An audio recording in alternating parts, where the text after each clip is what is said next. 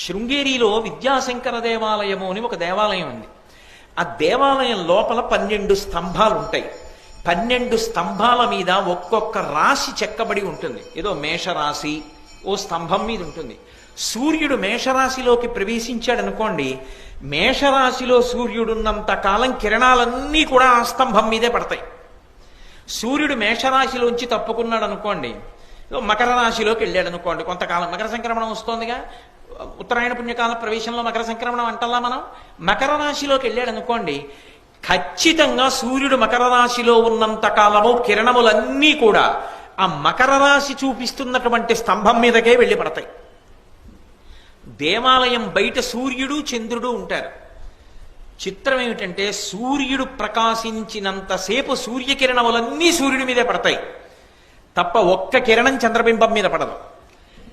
రాత్రి చంద్రోదయం అయితే చంద్రకిరణములు సూర్యబింబం మీద పడవు, అన్నీ చంద్రుడి మీదే పడతాయి.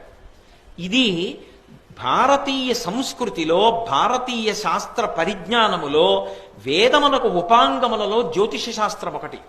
ఆ జ్యోతిష్ చక్రంలో రాసులలోకి సూర్యుడు ఎలా తిరుగుతాడో, చంద్రుడు ఎలా తిరుగుతాడో, ఆ కిరణములు ఎలా వస్తాయో దాన్ని నిరూపణం చేసి శాస్త్రములు పరమసత్యములు అని లోకానికి నిరూపణం చేయడానికి ఒకనాడు జక్కన కట్టాడు విద్యాశంకర